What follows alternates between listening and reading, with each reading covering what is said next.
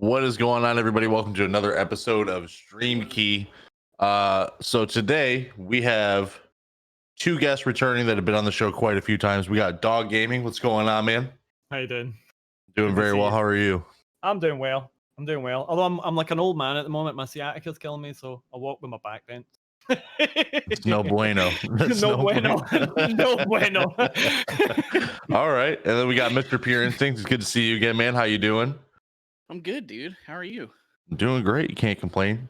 I mean, there's a lot of stuff that we could complain about that we are going to complain about, but other than that, I'm all right. That's just our thing, though. Yeah.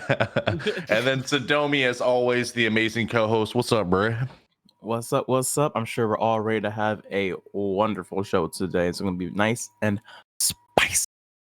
It's going to be something. We got a lot to talk about and also not a lot to talk about. It's weird. We got some like really heavy topics today. Just not many of them. You know what I mean? So we're going to start today with the first topic being Twitch streamer banned after destroying phone and placing cat in microwave. So I just want to get out of the way fast. The microwave was never turned on with the animal inside of it, but this was a young child streaming on Twitch who put their phone in the microwave and destroyed it, and then put the cat in there. And then the stream ended after a bunch of chat told them not to do anything, obviously. And so it's a crazy story. This is insane that this even got like this close to happening.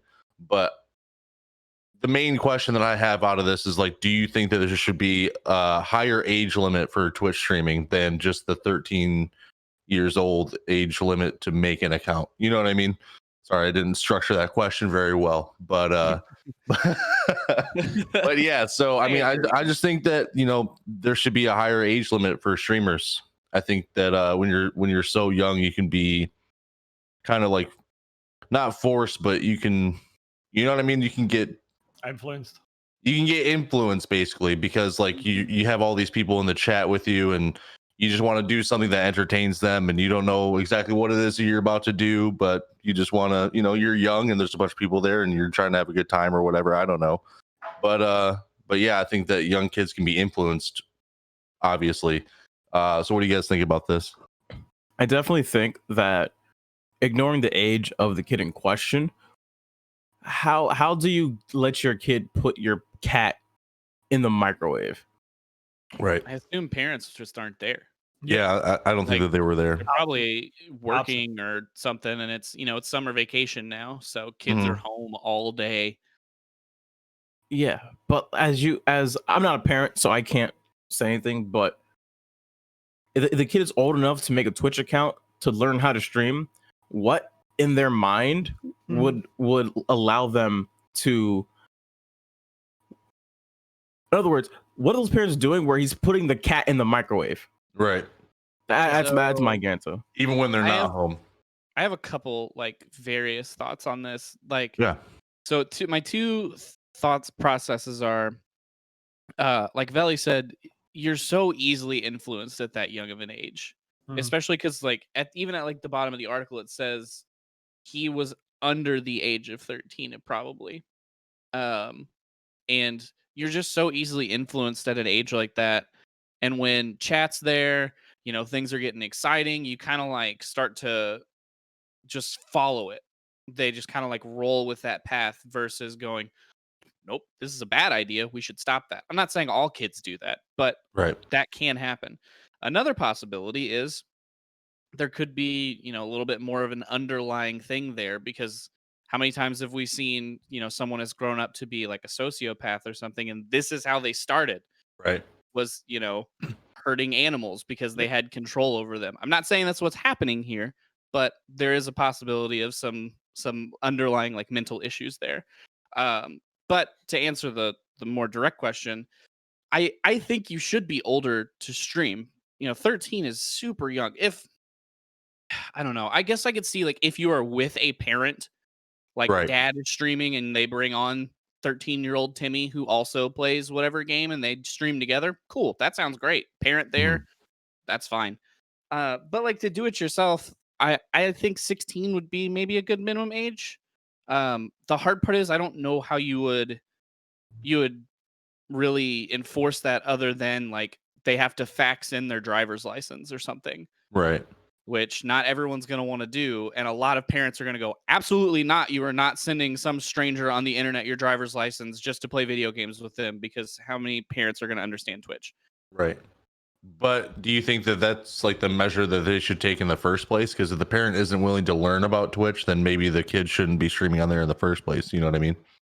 I mean, if they're Because 16 years old, like my parents didn't want to learn about a lot of the things that I did when I was 16 Right. years old. Like I went to metalcore shows and played video games with people on the internet. But my Mhm. parents aren't going to do those things or really, learn that much about them, as long as I'm not, getting in a lot of trouble or harming myself or something. So True.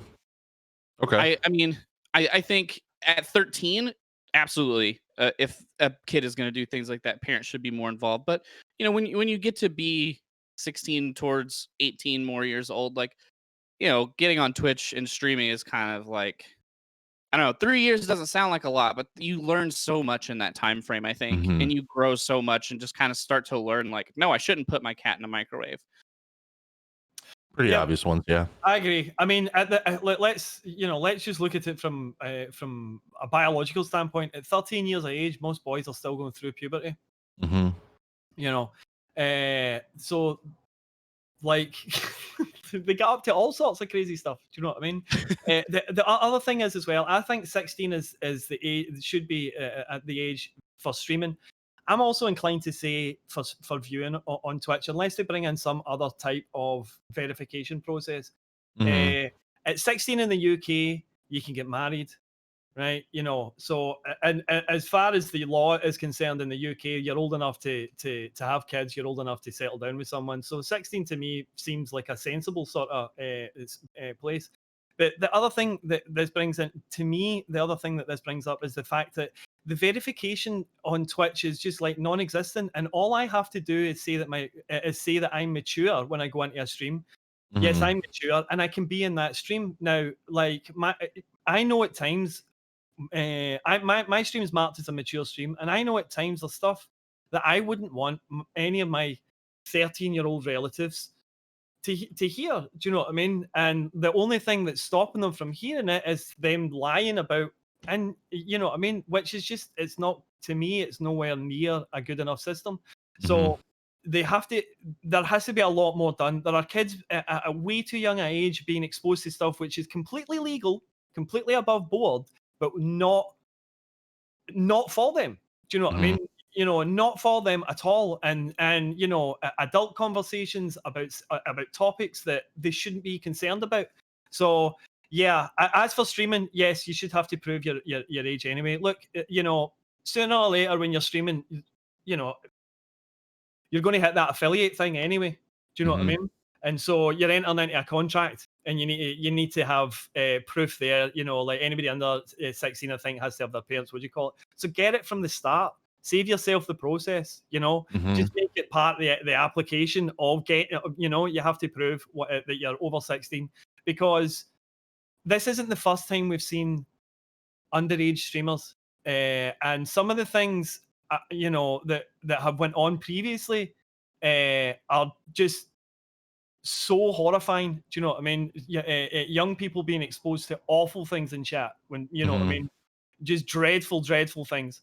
And Twitch, I mean, but honestly, I've got a feeling this entire episode is going to be Twitch need to up their game and pull their socks up, get their belt fastened, and get on with improving the platform. Do you know what I mean? Mhm. We need verification, and yes, 16 for streaming, in my opinion. Yeah. Anybody else got anything on this one? Now, when it comes to, I think, making a Twitch account, as we all know, it's way too easy to make a Twitch account. Way Mhm. too easy to access content that is deemed mature. And a lot of streamers don't the mature filter on, even though they're doing mature rated content, like playing like Last of Us or like GTA, which are M-rated games. So I'm wondering if there will come a point in the future where some lawsuits will come up or some legal issues will arise as well. I'm not a lawyer, nor have I studied law, so I don't know. But I think all it takes is 1, 2, 3, maybe 10 parents who learn about Twitch in about 20 years and then sit down and go like, okay, no, we're going to Karen this out. Yep. But yeah, Yeah. exactly. It happened to the music industry. You know, that's why we have parental advisory lyric stickers on stuff and everything. You know, like you know, that's, and this is the issue. If Twitch, exactly what Sadomi is saying, if Twitch doesn't police itself correctly now, other people will come in and use even government backing to police Twitch. Do you know what I mean? And that's the last thing we want. That's the last thing we want. We want the rules in place that protect people already, rather than allowing an outside body to come in and say, okay, now we have say over what happens on Twitch, and now we have control, and now we can enforce certain rules that we might not necessarily like, or we might not want, or could be harmful to streaming in general, you know? So yes, Twitch needs to take responsibility here. It's obvious that a huge part of the Twitch fan base is young, you know, and you're not going to stop people from just watching, just, you know what I mean? Like, if they can't even make accounts, they're still going to watch. You can't stop that. Do you know what I mean? But they can do far more to protect the platform and protect individuals from getting on the platform in the wrong way. Right. Susie Kiki was saying that she doesn't think that anybody under adult age should provide live stream content at all. So I'm assuming she means 18. I kind of think that that's a decent idea, to be honest. I mean, how many people when they were 16 would have been totally different, you know, 2 years later on stream, you know what I mean? And who's to say that, like, you know, when somebody does something like this on their channel, you know, had they not been able to in the first place, maybe down the road they could have had a better, you know, career on stream, you know what I mean? Because this could potentially keep him from streaming in the future at all. It definitely could, because, you know, maybe in the future he'll not want to go back to it because of the bad memories he has of doing this in the first place. I don't know. I think that, you know, 18 could be a good age for it. Yeah. So, and I think too, like, him not wanting to come back to it could be the bad memories he has, or, you know, that could be something where he goes, I was a dumb kid and I learned. But think about the internet. Think about if one person learns that that's the same dude. Yep. Right. They would relentlessly attack him, even like 15 years later. He you know, let's say he's 13 right now. He could be 30 years old and people would still bring it up. Yep. So that, I mean, that alone could, you know, make it to where he could have had an amazing stream and he'll never come back to it because of this time. Right. So I think, okay, two things. First thing, addressing the people looking back on it 30 years later. You could even repurpose that for him as a redemption arc in and of itself. People love stories of people being absolute idiots and turning out to be good people in the future. Okay. And if you're 13, we've all seen people dig up tweets from 10 years ago, and then people coming to the defense like, bro, it was a tweet 10 years ago. Like 10 years ago, I was 16, 17. Right. I told some people some dumb stuff I will never say again because it was stupid. Everyone does do dumb things when they're young. But going back to if we should only have adults, people over the age of 18 doing content, I like the sentiment of it, but I really do think that there are enough good apples, enough good creators who are young, who do create good content, who do change the platform, who do have a gift, and who do want to perform and want to do it, you know, at a high level. For instance, there's a lot of esports pros or semi-pros who are under the age of 18 already. There are people who are great YouTubers. Mr. Beast turned 20, I think, like a few weeks ago, and he's one of the bigger like creators on the platform. So as much as I agree that definitely there should be some kind of age gate limit to that that's a bit more strict. I don't want to stifle the creative process of a teenager, because when I was a teenager, every time I tried to stream, literally my mother would come in and just interrupt my shit all the time. So I just got so used to that. And I think that getting stifled in any kind of creative venture as a child really hurts development. And confirm. Yeah, like I said, everyone has some experience probably with that. So I never want to stifle someone's road to freedom or someone's road to creative expression. Right.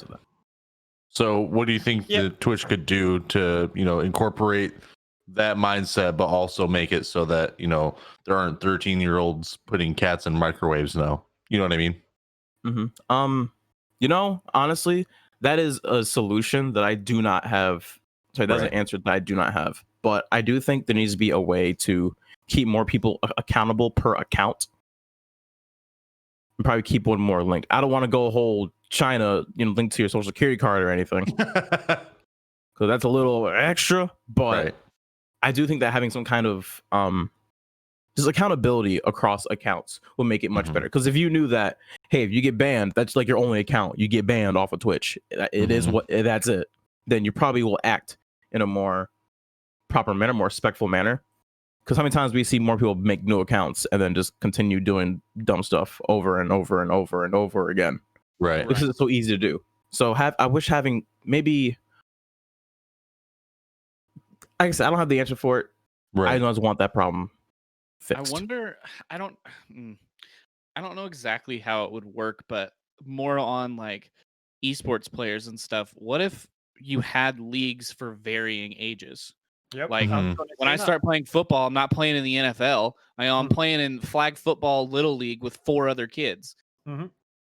Having little league esports, middle school, high school, college, then making your way to the pros, Mhm. or like at least say to be in the pros you have to be 18 years old, Mhm.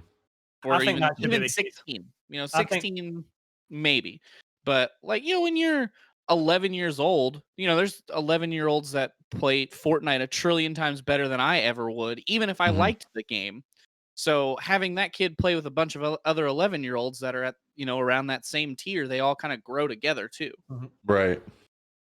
No, With I think esports? so. I think with esports, there should, for the top level esports, I think it should be 18 and over. That's a real contract that you're signing there, a real proper contract. You know what I Mhm. mean? And there's a lot It- more that goes into it than just Exa- playing the game. Exactly. Do you know what I mean? Like in sports, like I'll use football, soccer, as you Americans call it. You're 18 before you can sign your first professional contract. You can sign contracts up until that point, but it's not a real professional contract. Do you know what I mean?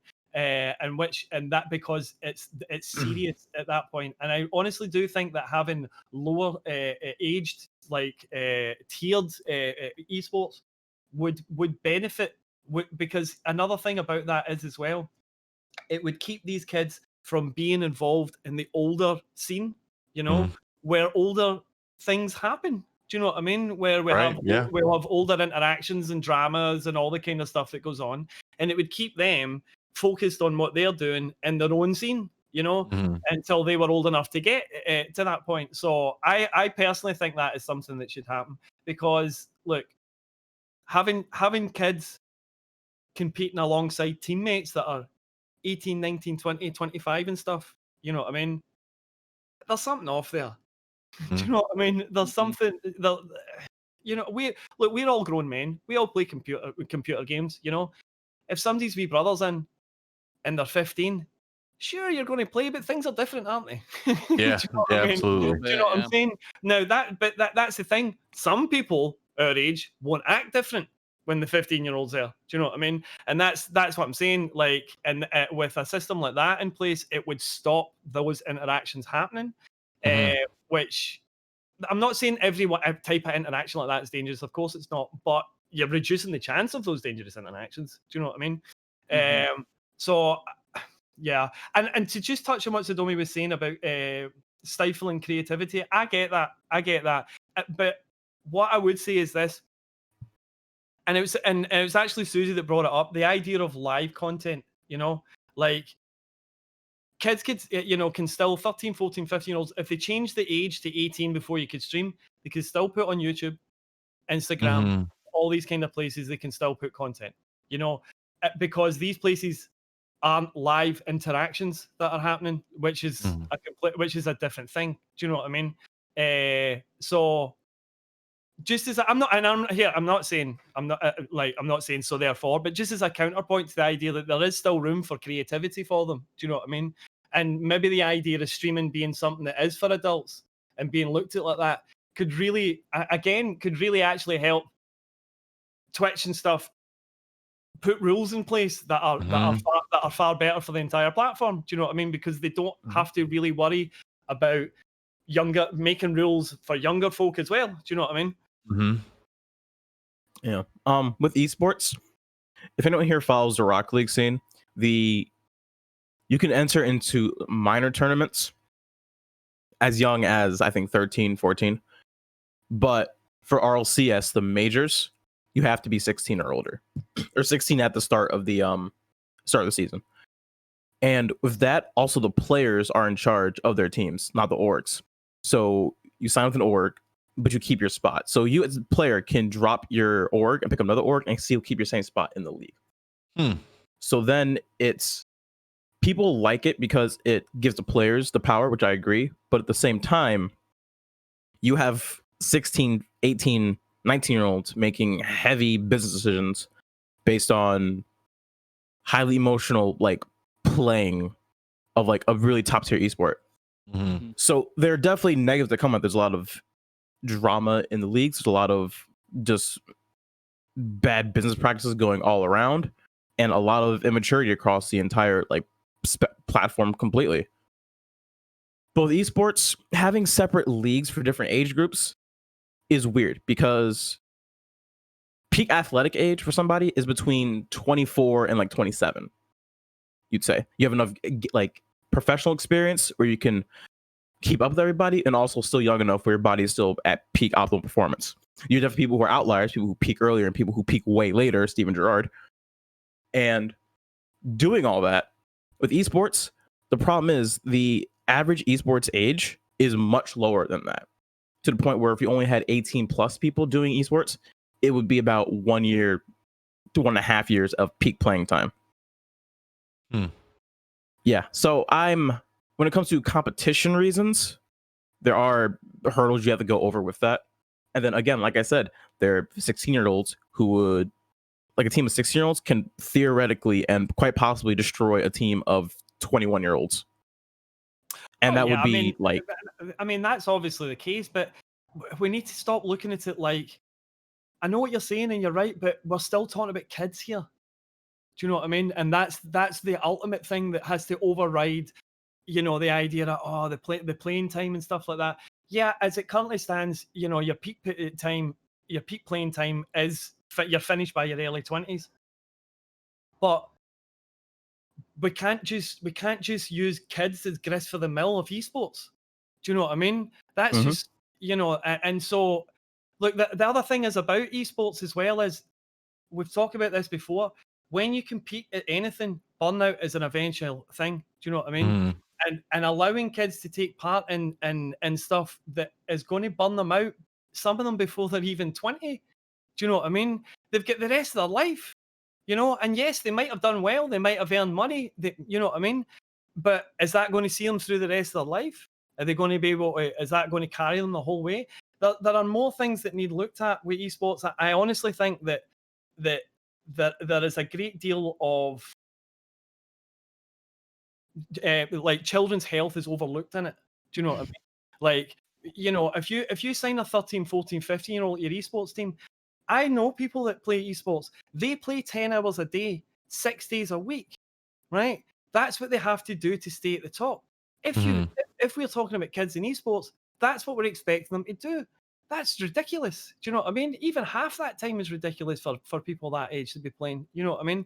And so ultimately, that's one of the big reasons why I feel that tiered esports should be something. Do you know what I mean? Because you can cut down on the hours. You can, you know what I mean? You can cut down on competition hours. You can cut down on everything. You know what I mean? And I'm going to be honest. We mentioned China, and I'm not saying we should follow China, but a while back, China brought a law out that said that kids under a certain age are only allowed to game for 2 hours per night, and that's their allowance, right? Because China have realized excessive gaming is bad for kids. Do you know what I mean? So to me, there are other aspects that have to be looked at, and before we get to a situation where esports becomes something like college football, where you've got kids' dreams being taken and used for the glory of the sport of the team, and then they're cast aside, and they're forgotten about. That's It's not right. What about the young kids that get put up in a high tier tournament and they end up losing? What kind of stress does that put on a person in the middle of them growing? You know what I mean? Right. Now Lots to with think that about with too, this. like with athletics, I'm not sure how many of you played sports in high school, but it's a very similar situation. You have kids who are in high school, some of them in certain areas like Texas or more football hotbeds, where the whole city comes out to your games, and a lot of pressure on a 15, 16, 17-year-old to play well in front of thousands of people. Some people may even boo them or give nasty connotations back. And so I don't think that the fears of competition itself. Yep. You're roboting. Where I cut off at? Where did I Still cut off going. at? Oh, Where did I cut no, off at? wait. There you go. The last thing I heard was something about competition itself. Okay. I'm So not. basically, you were saying like people coming out to high school football games and kind of like attacking high schoolers. Well, not Yeah. attacking them, but putting them up on a pedestal. Yeah. I think that exactly. the internet So- would be a harder place though than just playing a football game in your local town. You know what I mean? Like losing a tournament on the internet and having a bunch of people see it, like they could easily they could spam you. You know what I mean? They could ruin your entire existence on the internet if they wanted to, especially at that young. Like if you make like one small fatal like error in a tournament and it turns out bad, like I think it has the potential of being way worse than just losing a football game. You know what I mean? I did play sports when I was in high school, and like losing a game sucks, yeah, but it's not the same pressure as 5 people or 4 people, whatever it is in the specific game, one team, and it all comes down to that one mistake that somebody made while it was being streamed on the internet. You know what I mean? I mean, for the most part I agree, but there are some like little old towns that's literally all they have going for them. That's Is true. their high school football team. Mhm. And they're like, Yeah. there's literally nothing else here but the high school football team and X Factory, and that's all we Right. got in this whole little town. So they treat those high school games like it is like the Super Bowl every Friday night. Yeah. Friday Night Lights especially in the South is no joke.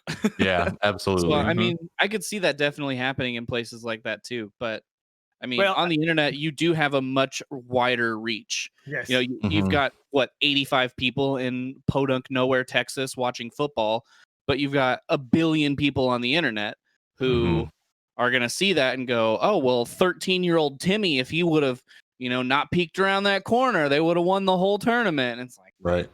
first off, that's probably not what happened. But you're gonna attack the weakest link, which is 13-year-old Timmy, who's not gonna know how to defend himself on Twitter. Mm-hmm. I don't know why everyone young is named Timmy. Sorry if anybody's named Timmy. I mean, and ultimately you can grow up and leave Podunk wherever, Yeah. Right. Like the internet, like we were talking previously about the other kid, that doesn't go away. Right. It doesn't go away. Yeah, you're not getting rid of the internet now. Yeah. Yeah. Just an interesting topic. I think the overall consensus is that it should be a higher age to stream on Twitch. We don't exactly know what age that should be, but that's not our decision to make anyway. So Twitch figure it out. Lol. I mean, unless they want to hire us. Yeah, right. If you, I mean, I'm just saying, quarantine. And none of us have done anything to women, so we're good. Oh my god. Next topic we have is Twitch Studio launches on Mac in beta. So I think that this is way late. This is the Twitch streaming service, kind of like Streamlabs or Streamlabs OBS, but a much more simplified version for people who are just starting or don't really necessarily need all the fancy stuff going on. I think it's cool that it's finally here. If you have a Mac and not a PC, you can now stream on Twitch. With reason. But I think that this is so late, especially because of the quarantine. They should have hammered this out at the beginning of the quarantine if they could have. What do you guys think? Getting it out sooner would have definitely been better, but I feel like even for people who are going to be streaming from Mac OS, they're just going to be happy that anything is there. Right. Because OBS Studio, just to have it capture your desktop audio, you have to download a third-party extension and set it up in your settings like it's a MIDI device. Like, what? To do the most basic function, we have to do this? So if anyone, Twitch Studio, Streamlabs, the Stream Elements, OBS Live, anything comes to it that just works without any third-party extensions, Right. boom, you just won all of Mac OS. No one's ever using another product. Yeah, That's I helped true. someone like right before quarantine started. I helped someone set up OBS Studio on their Mac, and they're like, I don't know, I can't capture my desktop audio. I was like, I have no idea. I've never looked into this, so I looked it up, and that was how you had to fix it. So dumb. It took And us like nobody's an gonna know hour to that. get it set up. Yeah, like people starting out, unless you're already really comfortable with these kind of like creator softwares or with Mhm. like working in Mac OS, you're not going to look at it and go, yeah, I probably need to set up like a MIDI tool. No, you're going to go, I guess I'll quit. Yeah, right. Just it's too hard. Can't do Yeah. it. Guess I'll quit, or install Parallels and torrent Windows or something. Like you're not going Right. to figure that out. It took me a while to find it and dig through it and figure it out, and I've been doing this for a long time. Right. I was Yeah. like, geez, man. So yeah, Anybody I think else on just this one? getting Oh. anything out at this point is like, Oh, yeah, huge win. people are going to be happy. Yeah, Yeah. absolutely. Absolutely. I'm just going to say, what are people buying Macs for? No, Roasted.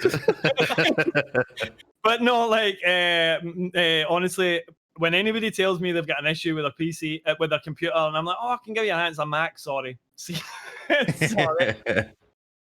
You're a better man than me, MPI, helping them out. Well, sometimes for me I with wonder stuff like that, it almost becomes personal. I'm like, this is stupid. Why can't I figure this out? I wonder what the kind of numbers are of people streaming from Mac. That would be interesting. Also, that to know those kind of numbers would actually, it would let us know whether it was silly of Twitch to delay this, or whether they delayed it because the numbers aren't really that, from their mind, that isn't really that much demand. Do you know what I mean? Yeah, I feel like I feel like there's not a lot of people streaming from Mac. It'll just be a higher influx of, maybe not even a higher influx of new people, because we all know Twitch tools are very hard to find and kind of a pain in the butt to use. I'm under the impression that there's exactly one person in one separate basement that works on each individual feature of Twitch. So they're sitting there just like, oh, I was doing this for 15 hours. Can I have one other person, please? And Twitch is like, no, we need to save money. And then they put it out and immediately have a giant bug report back to them. They're like, oh my God, I just want to Twitch see my gives- family. It's been 4 years. The tax guy Oh is still my sitting in God. his basement working all the kinks out. Jesus. Anything else on the on Twitch Studio launching on Mac? Can you stream to anything else from Twitch Studio? I assume no. Probably not. So I feel like this is kind of just like my thought on like a Mac user wanting to stream. Mhm. Most people who buy a Mac at this point are buying it for art. They're not buying it for gaming, because Mac gaming is just bad. I don't care if you like Mac or Windows. Mac gaming is bad. Bad. So I feel like most people, not most, but maybe a lot of people who want to stream from a Mac would want to do like video editing or photo editing, or even some type of like live vlogging, and they might have a larger presence on YouTube already because they've been shooting and editing videos versus playing video games and live streaming them. So if whoever can get a good software out that just works and lets people stream to YouTube from Mac, you're probably going to be the winner for Mac OS streaming. True. Yeah. Very true. All right, so the next topic we have is Nepenthez is the first big name streamer to leave Mixer and return to Twitch. So this actually happened last month. It's something that kind of slipped under the radar for me and something I just found randomly today. So Nepenthez started streaming on Mixer 4 months before Ninja. So there's no like, he just moved there because Ninja did or anything like that. Like he went to this platform. I'm not sure if they signed him or anything like that. They went to the. They definitely signed him. They signed him. Yeah, They definitely. Yeah, Nepenthez is a very prominent FIFA user. At least he was. I'm not sure about now. FIFA streamer, aren't you? Yeah. Yeah. So yeah, they definitely signed. He's been doing content for a while. He's with the KSI group. He definitely got the clout for that signage. That's awesome. But yeah, so he came back to Twitch. He didn't explain why Mixer and him couldn't make a deal to stay on the platform. But he came back to Twitch, and I think it's going to be more to come in the future. I mean, I don't know how many viewers he was getting on Mixer, but his comeback stream, I think, had somewhere around 5,000 or 6,000 concurrent viewers, which was, obviously really good. But like I said, I don't know what he was doing on Mixer at all. But yeah, so I think that this is going to be just the start of more streamers coming back to Twitch. What do you guys think? No, I totally agree. I think when Ninja and Shroud signed, that was the start of something, and that Mixer needed to continue on. And it's slow to a crawl. Yeah. Like they've signed some other people up, from Twitch, YouTube, that kind of stuff. But it's slow to a crawl. That initial wham, we're here, has fizzled out. And they have got nothing really. They've not brought anything in behind it, Right. Like platform updates or anything like that, features.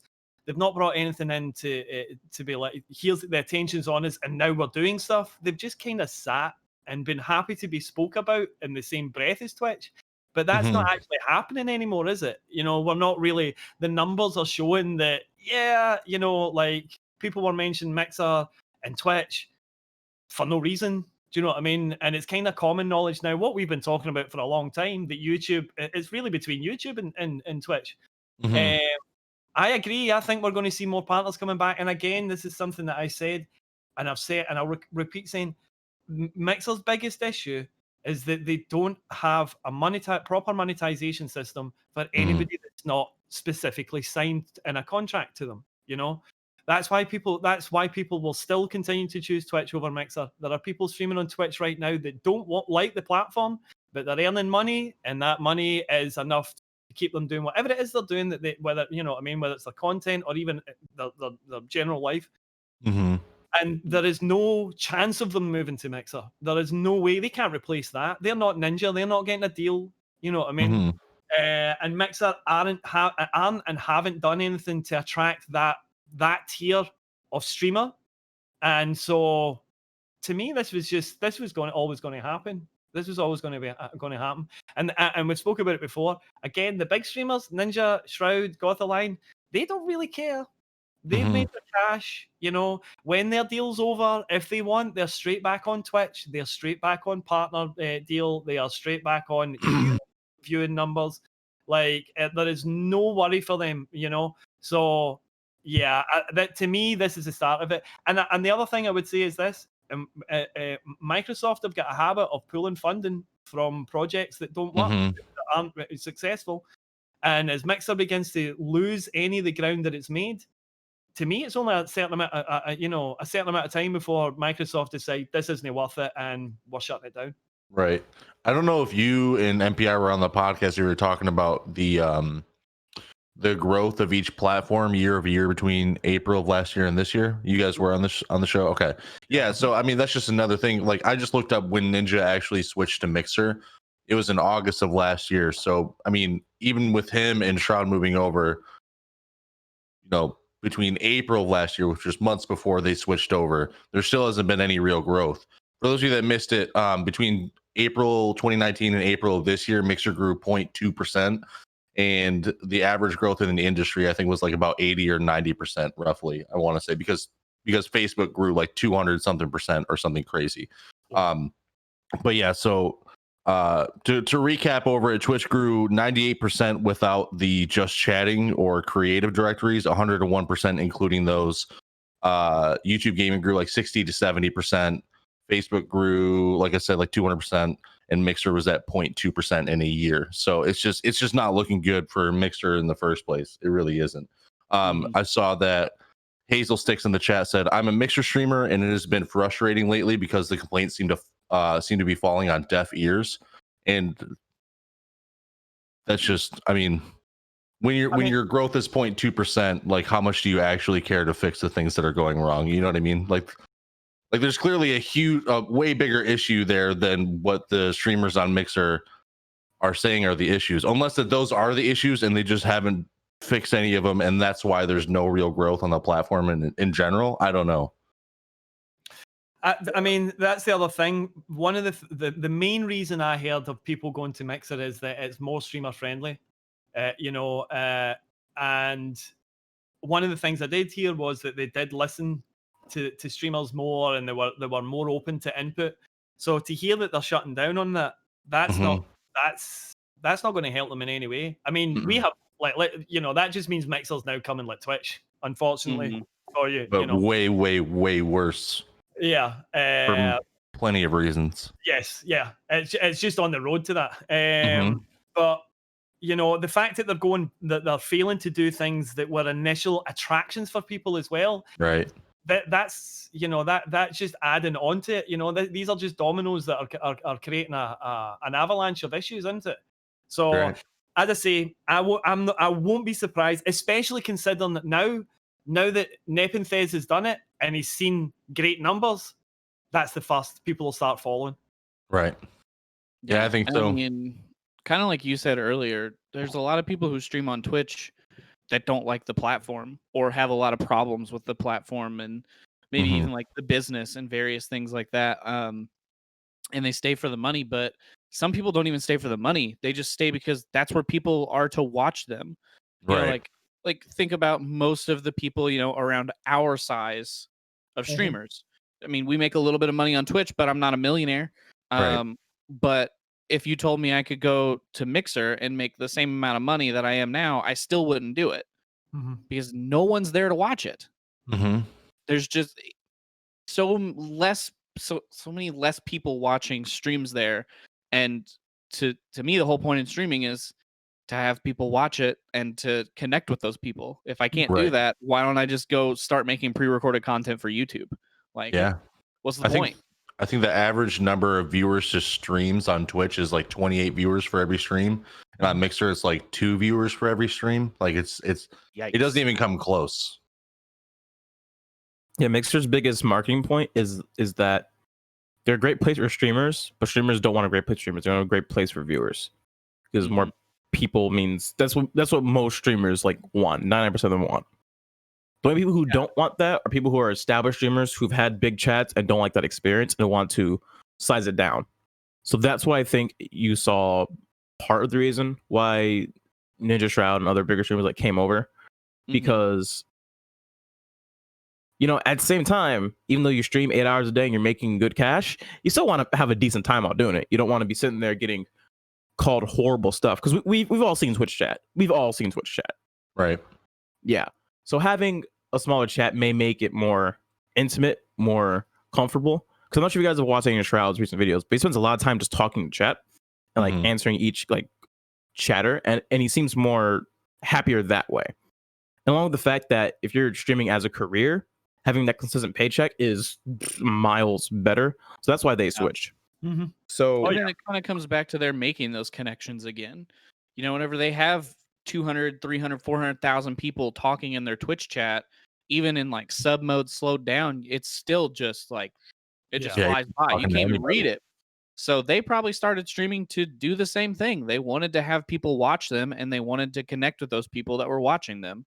So when you get to the point where you can't do that anymore, and they look at Mixer and say, oh, well, Mixer's going to hand me a check every month, no matter how many people watch me.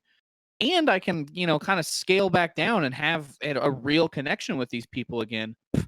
Perfect. That's everything I want. But unless you are one of those, few top tiers, you're probably not going to get anything positive from the experience, it seems like. Does anyone know if Shroud is streaming as many hours as on Mixer as he did on Twitch? Oh, no, not at all. He's streaming a lot less. I don't have hard numbers to decide this, but I just have I feel like he really isn't streaming as much as he did on Twitch.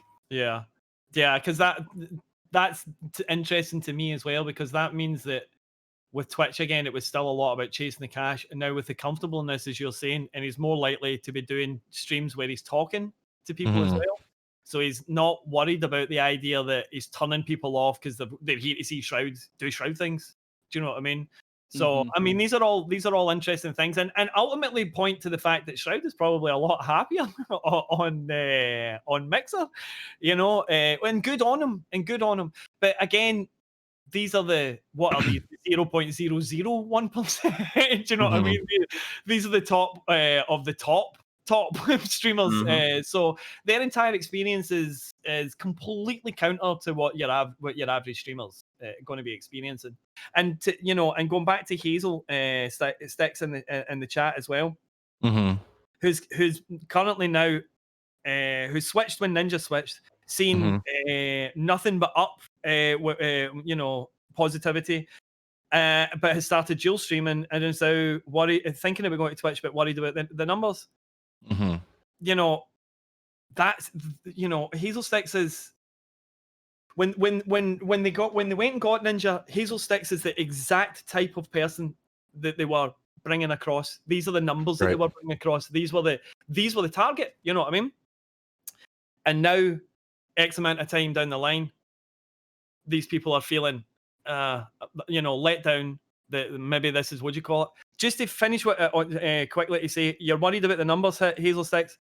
Don't worry about the numbers hit if you make the switch across. Your numbers will come back.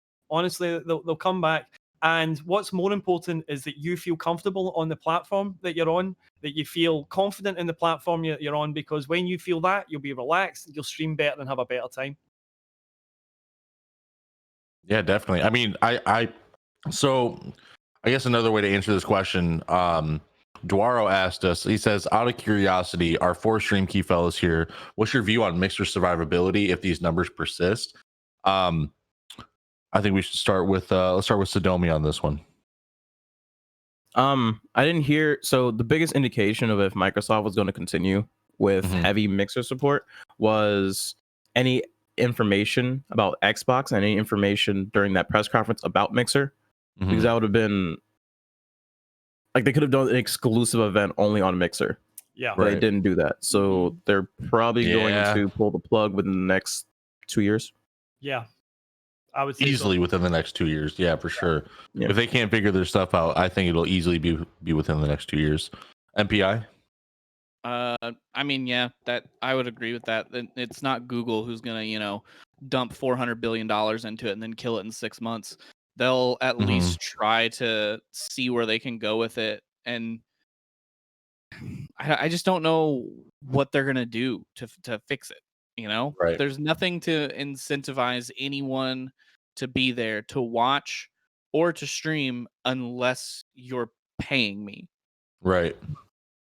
Yeah. And even then, like we said, unless you're one of the few really big guys, you're not going to get much out of it. You're like, they're not going to pay me $1 million to come stream on Mixer. That's obvious. Yeah. Right. And I'm not going to carry over almost any of my community there. I mean, I have had people tell me as such, we will not go watch things on Mixer because that's one more place. I don't want to deal with an account. I don't want to deal with another site. I don't want to deal with more things.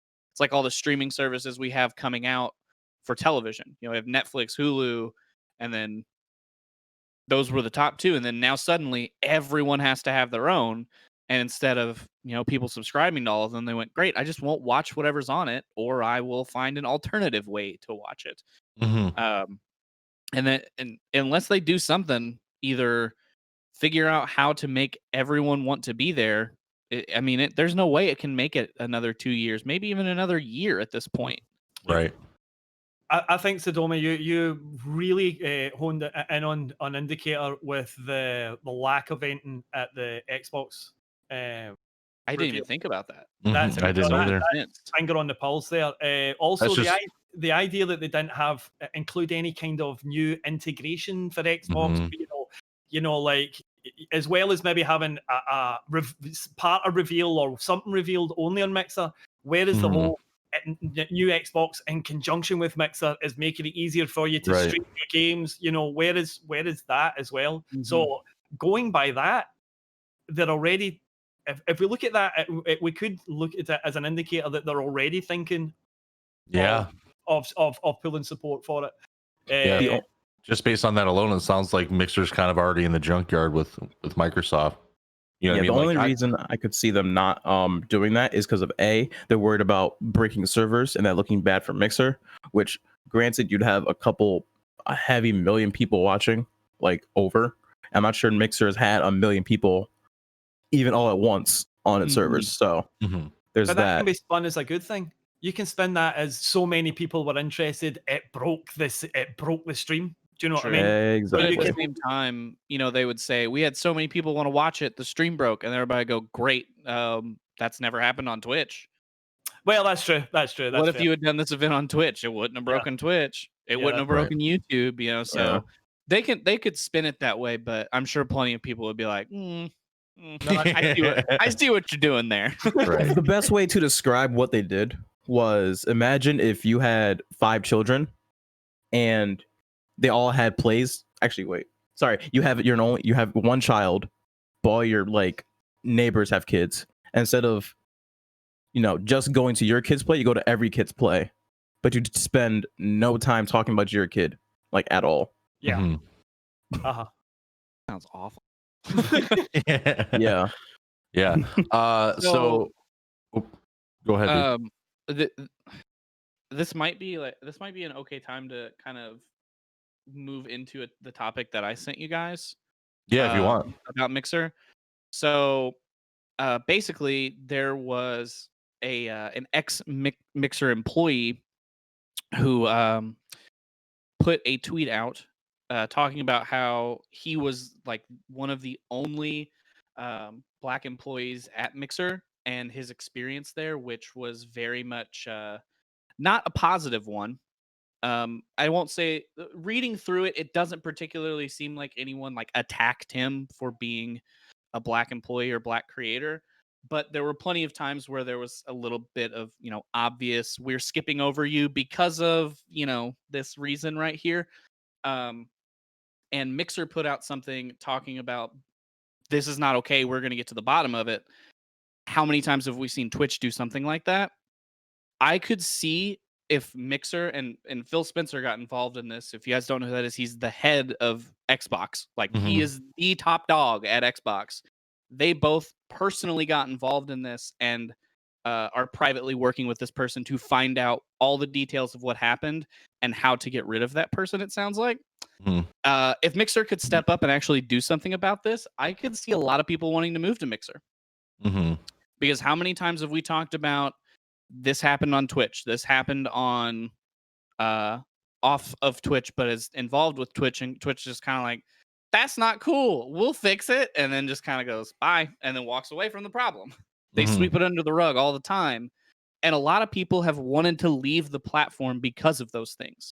It's like working for a company who doesn't support your values, and that's not okay. So you leave that company and go to a new one. Great, but that's that job continues to pay you. If you rely on Twitch to help pay some of your bills and you want to leave to go to Mixer, if they actually take care of something where Twitch still has not done a lot of things they should have done, you lose out on, being able to live and pay bills sometimes.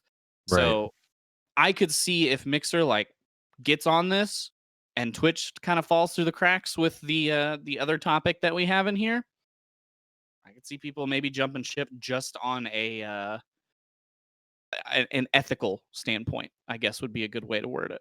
Right, but they still have the issue of not being able to get a user base. You know what I mean? Like they can attract streamers for all sorts of different kinds of reasons, whether it's your values as a person or financial compensation. But at the end of the day, what's the real issue is with Mixer, aside from all the business stuff going on in the background, with racist managers and everything, they still haven't been able to get users. You know what I mean? So as a streamer, having viewers is why you stream. You know what I mean? And I still think that they're like, I think Mixer is going under if they can't figure out how to do that. They can bring over all the streamers they want to. They can have the best PR that they want to, but if they don't make a good user experience, and if they don't figure out a way to just bring over new people just to watch, I think the whole platform is going down. I think, honestly, an idea that I just had, I think that instead of bringing over already established streamers, a thing that they could have done differently that would have made Mixer probably do a lot better is focus on content creators that nobody knows about. Like up and coming, like solid content creators, put them on the spot on their platform, and then have Mixer be the place that you go to see new talent, basically, as opposed to the same talent that you've seen on Twitch just on a different place. So why would you go there? You know what I mean? Like Mixer could have been the place that brought new content creators in and really had a spark of interest maybe that way. but obviously that's not how it panned out. I mean, getting back to the topic that MPI brought up, Mhm. and just touching on what Hazelstick said, there's a decent amount of Mixer streamers protesting and refusing to stream, or they're turning off their embers, so Mixer won't make any money off them until the person is fired. From my reading, and maybe I read this wrong, this is more than one person. This seems to be a culture of accepting certain comments and stuff amongst people and overlooking certain comments. Yeah, it seems, from what I can tell, it was one person making them, but this person was reported to other people who didn't really do anything about it, or didn't really do it, or dropped it, or left it, or didn't pursue it. So, you know, it's good that Phil Spencer's getting involved, but to me, firing that person is not enough. You know, Right. There appears to be a culture of allowing certain types of language and behavior to occur at that level in Mixer, and it needs addressed. Firing one person, well, all that will do is the culture will remain, but they'll be sneakier about it. They'll be more underhand about it, and it will happen to the next person. You know. Also, the idea as well that, as this person pointed out, they were one of only one or two persons of color working at Mixer. That in itself is an issue that needs to be addressed by Phil Spencer. You know what I mean? Because how is that actually happening? How does that happen? How does that happen? So here's how that happens. You have whoever is hiring other people wants to hire people that they think they'll get along with. Mm-hmm. And when you see somebody who doesn't look like you, who you're not as familiar with, you don't think you'll get along with them. Mm-hmm. For instance, if a person who is from India and speaks with the Indian accent comes into an office where mostly everyone in there is a white male with a heavy Southern accent, you talk to him and you feel like he won't be like everyone else you worked with. And some people are afraid of that. Mm-hmm. Which is why you've noticed that you will see a lot of people in positions look the same wherever like the workplace is. Mm-hmm. Birds of a feather flock together. Right. Mm-hmm. So that's a very ingrained rooted human systematic issue where people are afraid to work with people they don't know. People are afraid to work with people that don't look like them. People are afraid to work with people who they don't have experience with. Mm-hmm. And then as less people of different backgrounds work in those environments, people don't get that exposure to be more comfortable with them. And those people become hiring managers. And those people get higher up in the company. And therefore you see how that trickles down into eventually, oh crap, our entire office is white. Why do people not like this? I don't see a problem. Oh, wait, we just haven't found any candidates who like feel right for the company. In actuality, they just look different.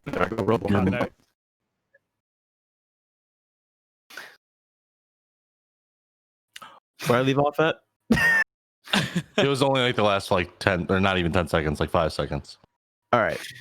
Essentially, people are afraid to hire people that don't feel like will fit in. Mm-hmm. Integrate. Mm-hmm. Yeah, but see, and I get where that comes from, but how does that happen at a company the size of Microsoft or Mixer? How does corporate? I mean, like, how does that get by? You know, Mm-hmm. That to me, again, that it shows that more needs done than firing a person. This is an issue that's higher up than the actual problem here. The problem person. Do you know what I mean? There's a culture that exists throughout that part of Mixer, and it needs addressed. And again, you know, to touch what you were saying, MPI, about people making an ethical change. Yeah, there might be. The numbers, though, I don't think they'll be big. What you're asking here is people to put their ethics before their cash. And let's be honest, there's not many people doing that. There's not many people doing that at all. So, and again, some people can't afford to. Some people just can't afford to. That's the other thing. You know what I mean? It's you know, ethics are ethics, but if there's some people out there that are making, and it's just enough money to get them through and pay the bills and such, you know, it won't keep them in a home. Mm-hmm. Yeah. I don't know. Something that Mixer's got to change. There's got to be a lot of I think they should just scrap a lot of their upper management, because there's been a lot of other issues with their management in the past, like with their new manager that just came across earlier this year, saying basically like, suck it up, I don't care about what your problems are. You know what I mean? Like, just things like that. Like, management just needs to get scrapped at Mixer for so many reasons, and definitely including racism. Yeah, I just think if Microsoft has any, intentions of having Mixer work still, I think they need to scrap their management 100%. One Just, sorry, yeah, one yeah. thing to come back on that. The Yeah. fact that Mixer partners are turning off the way for Mixer to make money, that's fantastic. And also, Wow. I have to say, like, when do we see Twitch partners doing anything like that? Do you know what I Right. mean? So I have to say kudos to the Mixer partners, because they Yeah. are putting, cutting off income from themselves. They are putting their Mhm. ethics first, and that is commendable. But again, looking at Twitch, I just I struggle to see a situation where we could see a whole bunch of Twitch partners saying, "Hey, you're not earning money from me." That, you know what I mean? Like, Right. yeah. So again, that goes that goes to show that there's certainly a lot of ethical Mixer partners. So good on them for that. Yeah, I mean, So I will talk about this while we're talking about Mixer, because I feel like that will not get me in trouble. But we're talking about Mixer partners are canceling their partnership or turning off Embers, or however else you make money on Mixer. There's other ways to help those content creators make money. There's Patreon. There's just a PayPal tip. And all of that goes directly to them. That will not go to the platform. So even if that person has not done that, but you personally feel like you want to make that difference and vote with your wallet, I'm almost 1000% sure that every streamer who makes any money on streaming has a PayPal tip set up. Tip them directly through PayPal, and the platform that you are trying to kind of boycott against without boycotting your favorite creators will not see a dime of it. Yep. And also, just for numbers reasons too, majority of Twitch streamers get about a 50-50 cut with subs for Twitch. If you're partnered in higher level, you may get more, you may not, depends on your specific contract. PayPal donations, Streamlabs donation, bits are different. Bits you pay a premium price to get a 1-to-1 conversion from bits $2 for your streamer. So if you spend $7.50 on bits, you're probably getting $5 of bits worth to donate. So back to the way Twitch cut out on PayPal donations, because you don't see a lot of those anymore. You see gifted subs. Oh, he's making a good point, though. He's saying that Twitch is doing a lot of things to keep the money going in their direction instead of it going directly to the streamer. Yeah. It's a good decision. Like, I would do the same thing. Yeah, like, I don't blame Twitch for doing that at all. But I also think that, like, Twitch has to make money. They're a business. They have to make money. And that's without them making money, I no longer have a platform to stream on. So I understand that. But when you're trying to vote with your wallet, these are the things to kind of think about. Yeah, absolutely. And I think it is like, like if there comes a time where, we really need to give Twitch a message, that's the best way to do it. You know what I mean? Like, fuck with their money a little bit. If it really comes down to like being that big of an issue, like Twitch is making a lot of claims right now about, standing up for what's right and all this stuff that's going on, because, on top of, the Black Lives Matter movement and everything that's going on, there's also, a lot of sexual misconduct going on that we're also going to be talking about after this, that Twitch is doing wrong. You know what I mean? And so if they can't actually step up to the plate and, right these wrongs and go out of their way to really change the culture of streaming, then this might have to be an option. It might have to be, no more subs, no more bits. And Twitch will definitely notice for sure.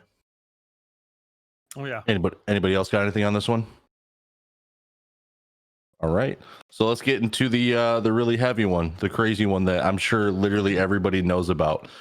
Twitch is looking into dozens of allegations of sexual misconduct. So if you guys have been paying attention to Twitter or anything on the internet recently, and you guys are affiliated with the streaming culture in any way, you probably know about a lot of people coming forward about the most horrible day or night of their lives, whatever it is, about these streamers on Twitch that have used their position of power or influence to do really really horrible things. And it's just crazy. It's crazy how much is coming out all at once.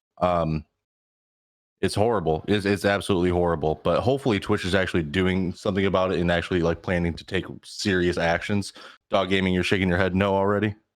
Yeah, I mean, I've seen Twitch's statement, and at the moment, to me, it rings hollow. On the February 8th, 2018, Twitch tweeted, "Please watch us closely and hold us accountable. This first update clarifies our guidelines, but we know we'll be judged on how we enforce them. Look for more communication about our enforcement policies in the coming months."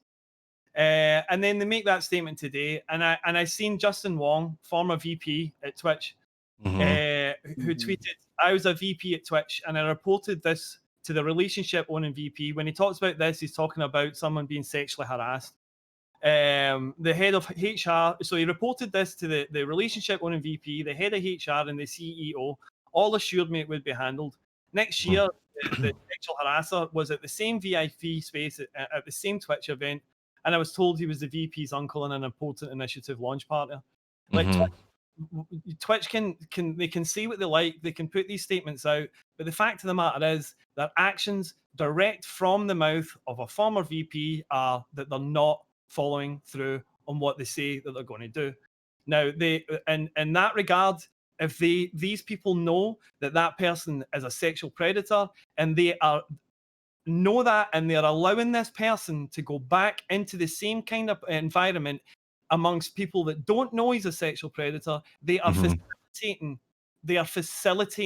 that person's predatory actions, right? And that's where Twitch are so wrong here at the moment, and their words ring hollow to me because of this. They can say what they like. To me, it's just the standard. We've got to put out a statement. There, we've done our bit. That's not good enough. It's not good enough. There are people being put in physical danger, and they know it. They literally know it, and they're not doing anything about it. That is ridiculous. That is beyond ridiculous. That is. I don't know. I'm not a lawyer. I'm not a policeman. I'm not a judge. To me, that's criminal negligence. Do you know what I mean? You are putting events on, and you know that there's a sexual predator there, and you are giving them VIP access. You know what I mean? And we know from previous events, we know that there's an awful attitude at Twitch with regards to interpersonal relationships between Twitch staff and between Twitch partners and between Twitch partners and other Twitch partners. And something needs to be done. For several events now, we've had strong calls for the banning of alcohol at Twitch events to reduce down on the kind of things that are happening. It was only I don't know if I can't remember what event it was. There was a previous Twitch event. People were getting spiked. Their drinks were getting spiked. Real quick. I'm pretty sure that event, because Susie's talking about it in the chat as well. I don't think that the spiked drinks were actually at the Twitch event. I think they happened outside. Right. But it was still related to this. It was right around the Twitch event. It was at places that people went after they left the event. So yeah. I want that to be clear. Like, the drinks were left open, and it could have easily have happened, but it didn't happen at the actual Twitch event. I just want to get that across. Sorry. No, and you're right to. No, you're absolutely right to. And my bad, because that's misinformation from me. You're absolutely good. That's just as far as I know. So you could be totally you're right. but the point still stands. That's the attitude. That's the attitude that isn't consideration given to the idea of date rape. Of predators. But as I say, Justin Wong's tweet, that's actual proof. Right. They know this person's a predator. They know it, and they allow him because he's an important initiative launch partner. Money before people's safety. Ridiculous. Right. Shocking. Absolutely shocking. And people need hauled over the coals for this. As in, people need to lose their job over that. Yeah, You know? absolutely. MPI, do you want to bring up what you just put in our little discussion there? Oh, sure. So I'll put it in chat too, so people can see it. So I was pulling up my Twitter to try to find various tweets and different things from last night. And apparently there's currently a trend on Twitter called Twitch blackout. Like we were just talking about, hitting people, kind of where it matters. So I think kind of like what Dogg said, man, all of these statements of "we're sorry, that's not okay" are just Right. kind of they ring 100% hollow to me at this point. We've seen so many things happen where they just kind of go, "That's not cool," and that's it. That's all they do about it. They say, "We're sorry, this happened. Sucks to suck," and then moves on. Like I can't even begin to like list all of the things that have happened, and those weren't even as big of a problem as this. Mm-hmm. These are much worse problems, and they've known that it's going on for a while, apparently, and just kind of went, well, I mean, if nobody else finds out, like, well, I guess I just won't do anything about it. Right. And then as soon as everyone finds out, they're going to rush to say, oh, no, we're going to fix that. And is that actually going to happen? Because I don't feel like it is. Right. And sorry. We've seen, more specifically, not directly Twitch related, in the Destiny community. The same thing is happening in the Destiny community. And immediately, everyone involved with that man said, "Get out of my life. You are now dead to this community and me as a person." They took podcasts that he was on off of the internet. They removed past episodes that have already existed with someone on it from all of their sites, and had already been banning him from conventions, and took swift action. And that's what Twitch needs to do. But I just don't see it happening. Right. Yeah, I was reading something earlier today when I was looking through these topics and everything. I don't remember who it was. I don't remember who the allegation was about. But I do recall coming across somebody tweeting or something saying that they were talking to some Twitch staff, including the Twitch CEO, about one of these scenarios that happened, and the CEO basically lashed it off and said that it wasn't true. It wasn't about him or anything, but he just he didn't address it the way that you would hope that they would address it. I know the quote. I have that tweet. I'll get it for you. Yeah. Please, thank you. Sorry, I should have saved it. That was on me. You're fine. I was up late on Twitter last night. I've been up. I'm gonna send it to our little chat here, so you can tell me if it's the one that you were thinking of. Okay. That's the one I read. I'm about 100% sure that's the one you're talking about. Yeah, I read that.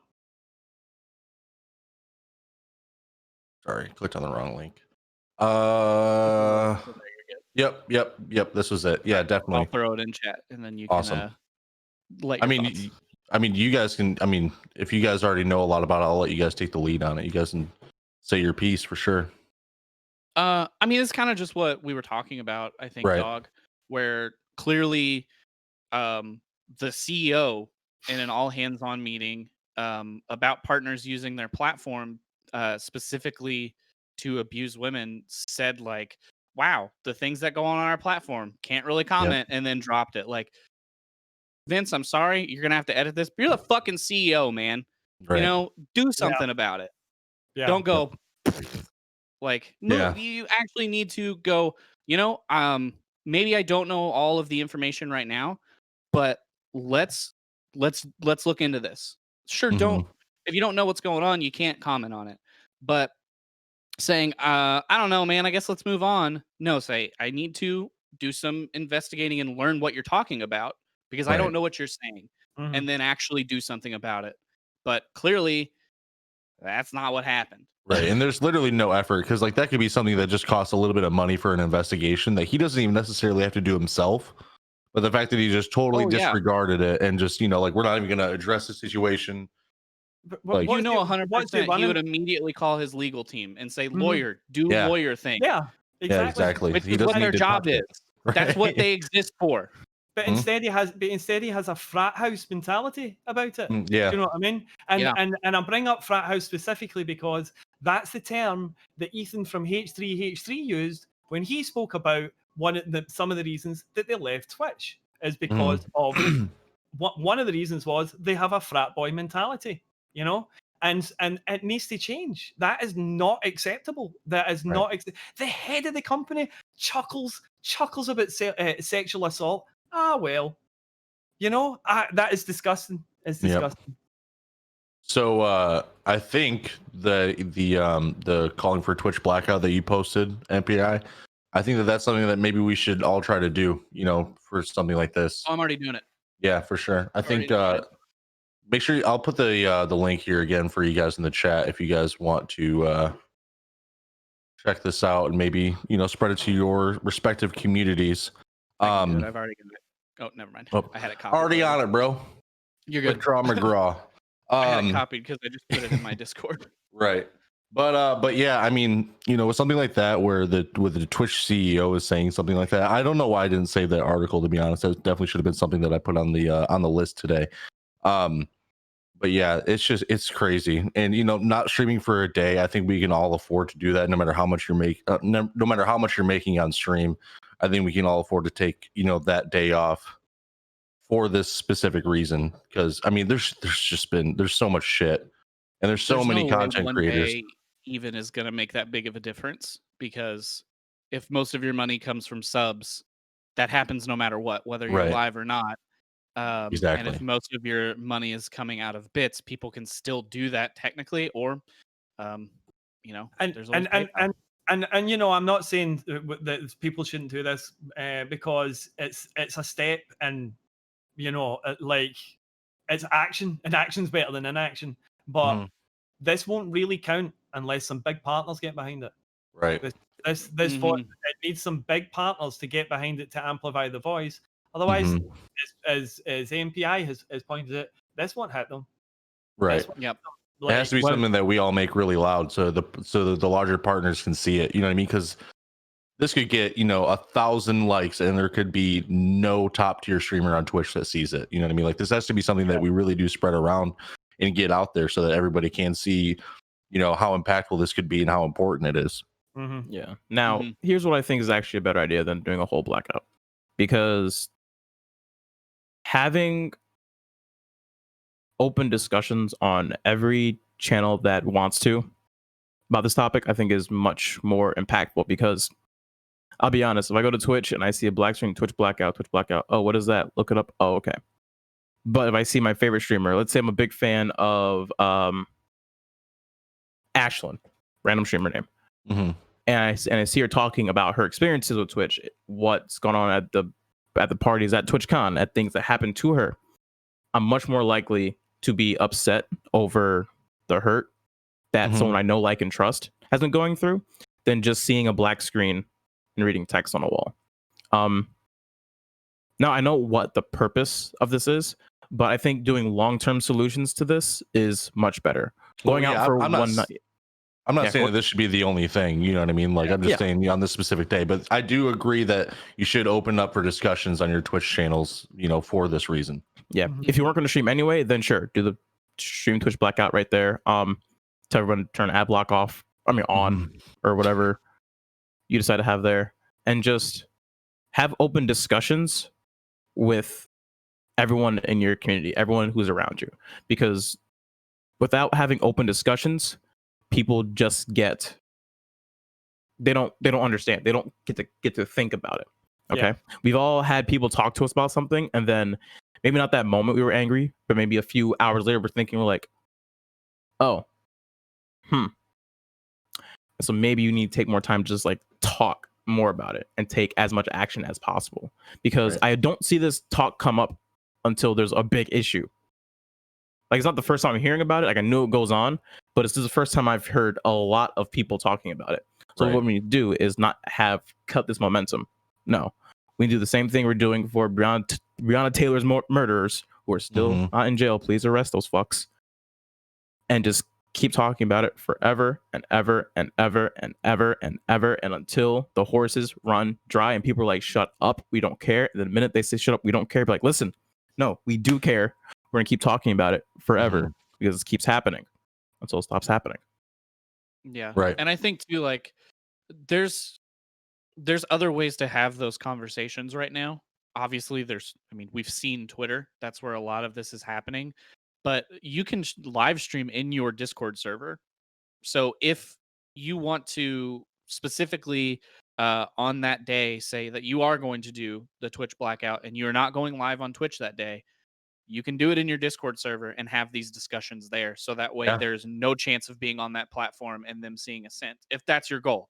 I'm not telling you to do that. I'm not telling you how to live your life, but that's an option, is do that through various forms of, there's Instagram Live. You can stream on other sites. You can stream Right. directly in your Discord server and people can join you and talk to you with their voice. You can have a conversation, not you talking at chat and chat talking back to you. And you can stream to 50 people now on Discord. They upped it to 50 people. They did that. I think they did that like right when COVID quarantine kind of happened, Yeah. because so many people were moving into Discord just to keep in touch with their friends. Right. So now you can do that up to 50 people at once.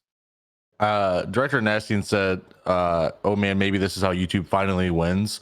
I think that this is more than just a platform based thing. You know, this whole mentality of, you know, higher up streamers and people in the games industry with any sense of power or influence. I think it's just industry wide. I don't think it's anything that's platform specific. I mean, obviously it is to the extent that the CEO of Twitch has apparently the same mentality. You know, we don't know anything about, you know, YouTube's management or anything like that, but I think it's way larger than that.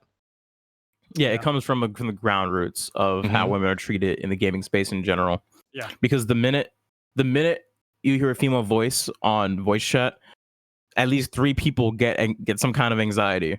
Either for like, oh God, it's gonna be one of those games. Oh God, it's gonna be one of those games where literally someone's gonna keep flirting and throwing just because they don't know what else to do. Or one of those games where it's like, okay, I have to keep on watch to make sure no one's gonna act like an absolute idiot. Yeah. Yep. And also the other thing is about it, some of these content creators on Twitch, they have huge YouTube followings. They have huge YouTube channels, you know, as well. So this isn't, you know,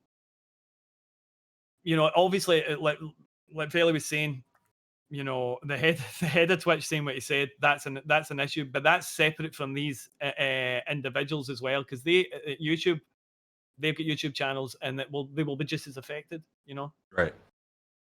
Yeah, I don't know. I mean, even things that aren't streaming related with well, I guess it's somewhat streaming related with OPG. I'm sure you guys heard about OPG, the company that used to manage, I guess, Co-Carnage and a few other creators, and these creators stepping down from OPG because of things that the CEO did that were in regards to the sexual misconduct. I think it's just a gaming industry thing, whether you're part of like whether you work for a company or whether you stream video games or make YouTube content. I think that there's just something in the gaming culture that thrives this kind of thought process and behavior into people that have a little bit more reach. You know what I mean? I don't know. I just look, at the end of the day, let's not beat about the bush. Like exactly what Sadomi was saying.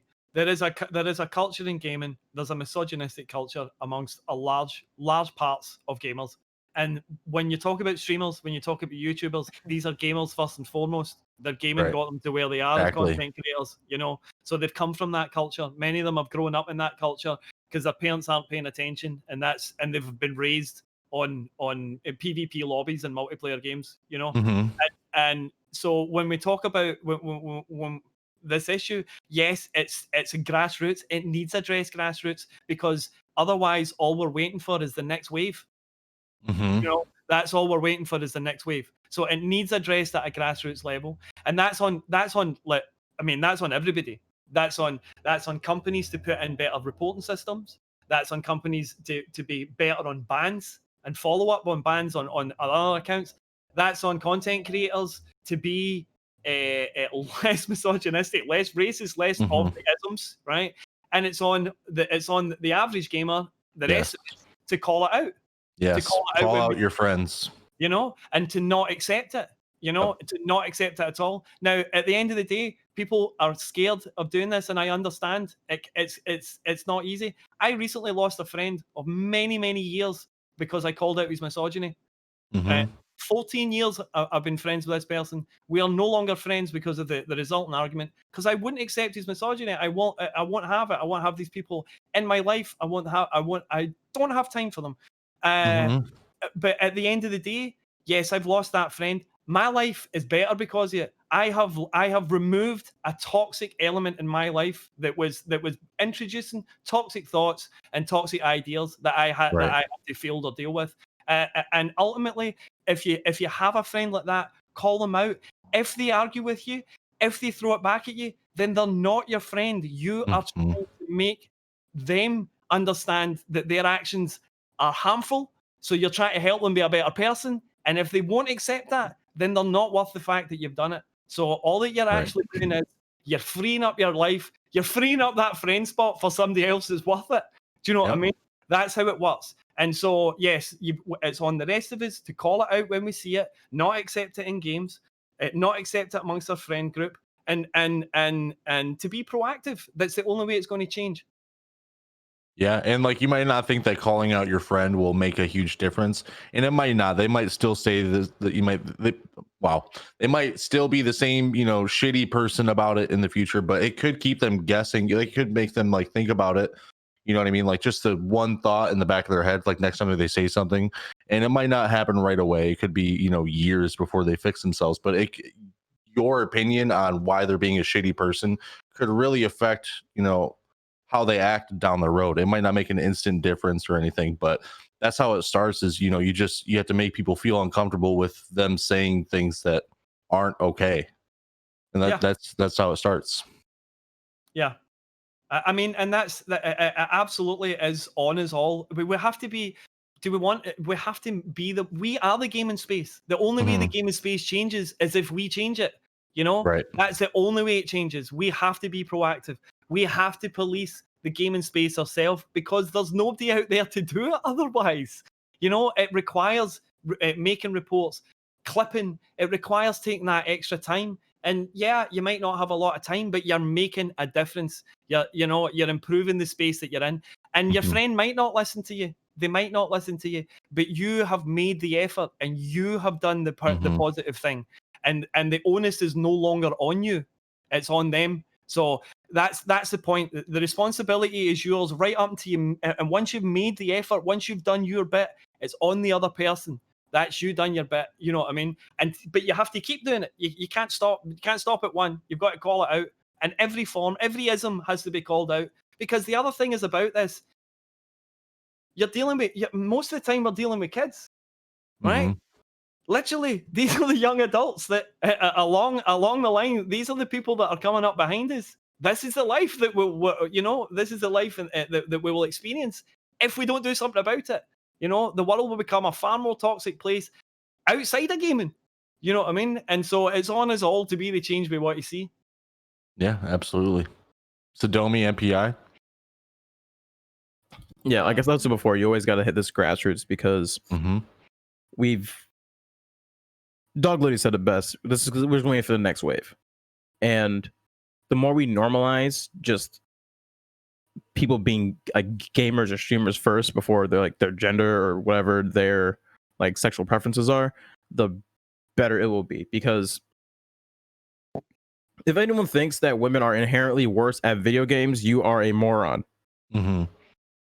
I can't even I don't know how you would even think that from being natural.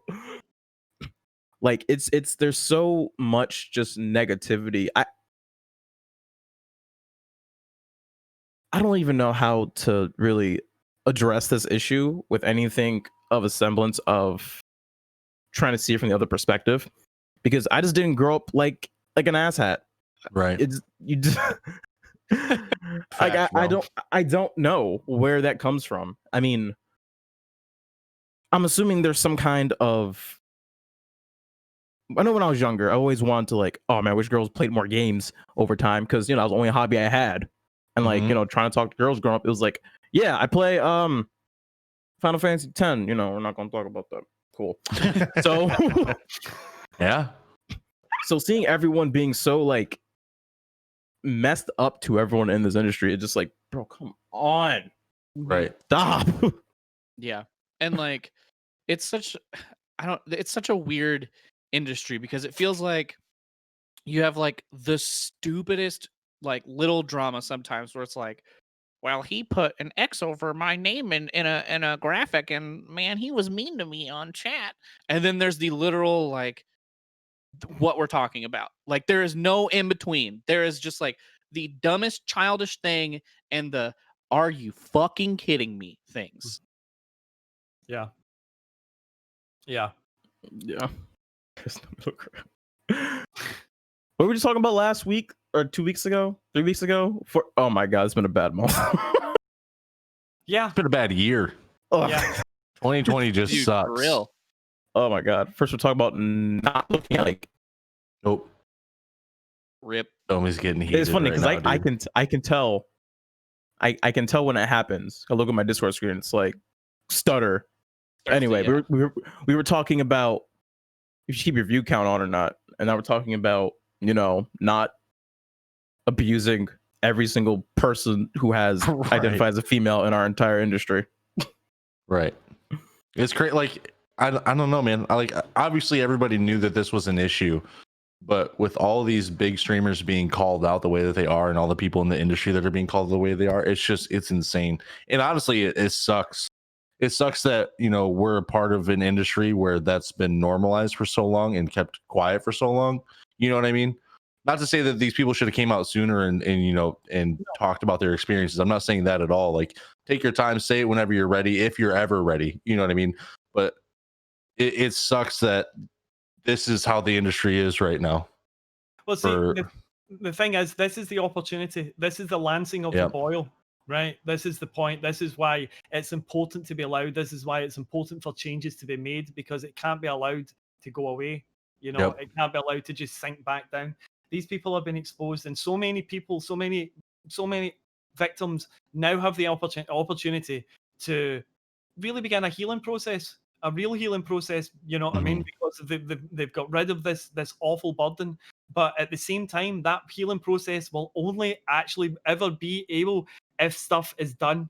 They've taken a brave step right now. They've come out. They've done the hard thing. It's on the rest of us, and it's certainly on the corporations and the companies to take the baton on now and to continue and do the rest of it. Because this is a huge issue, and I have to say as well, just as a slight side topic. Where's the Twitch Community Council? Where's the Twitch Community Council? Where's the voice? You know, like that. This could be something that is that Twitch maybe even told them like don't say anything, because you're starting to get more into to legal repercussions than just like kind of the bare bones of don't be an asshole on Twitch. We're getting people could go.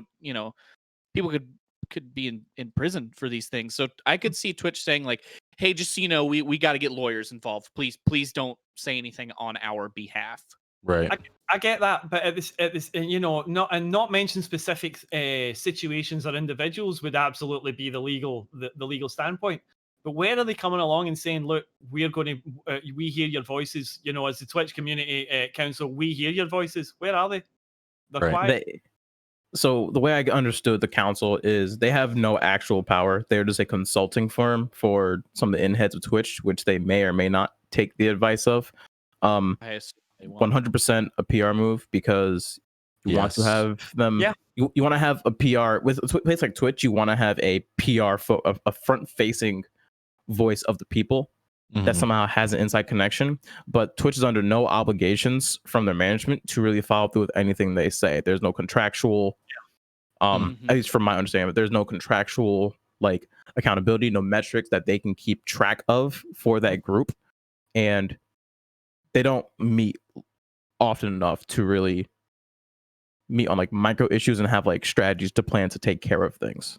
It's just hey, what can we do to make Twitch better in this season of the year?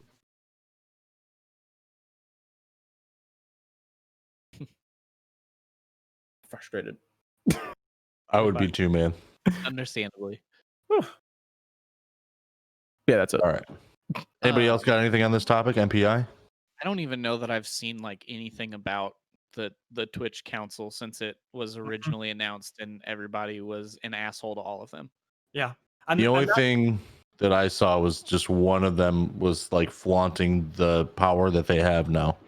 That's the only video that I saw. Well, that's why I brought it up. That's why I brought it up, Right. to highlight the idea that they're toothless. Where Right. are they? They are so toothless. And these situations coming up, and the fact that there is no voice from them, there is no Mhm. collective really. It just goes to show you exactly what Sadomi said. It's a complete PR stunt.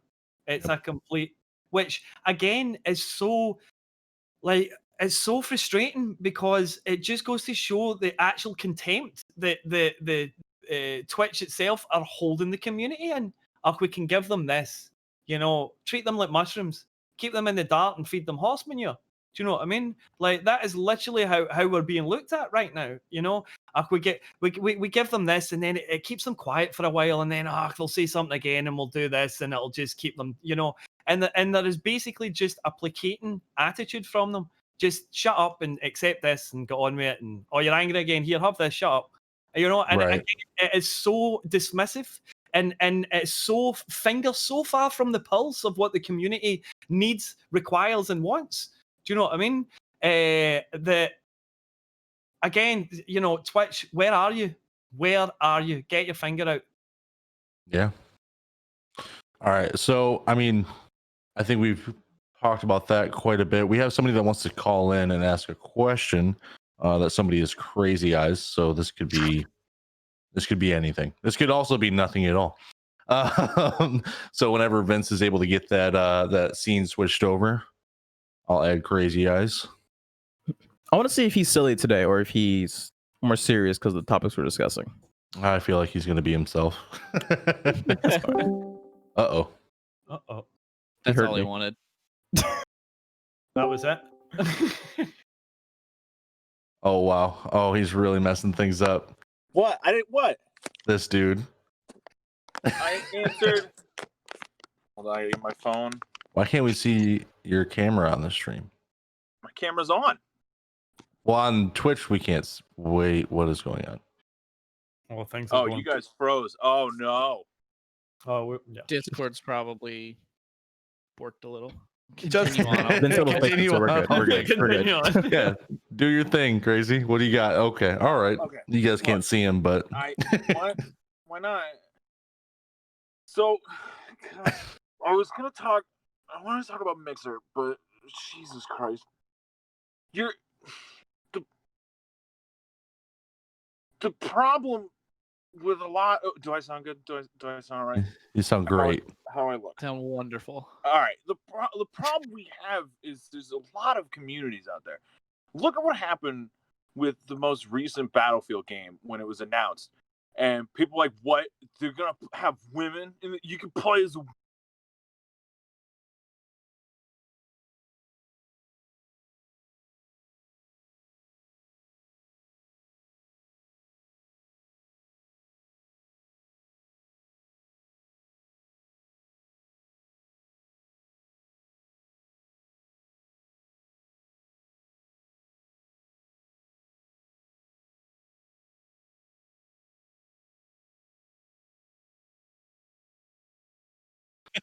Just Jesus Christ. That's where I need you to pick up from.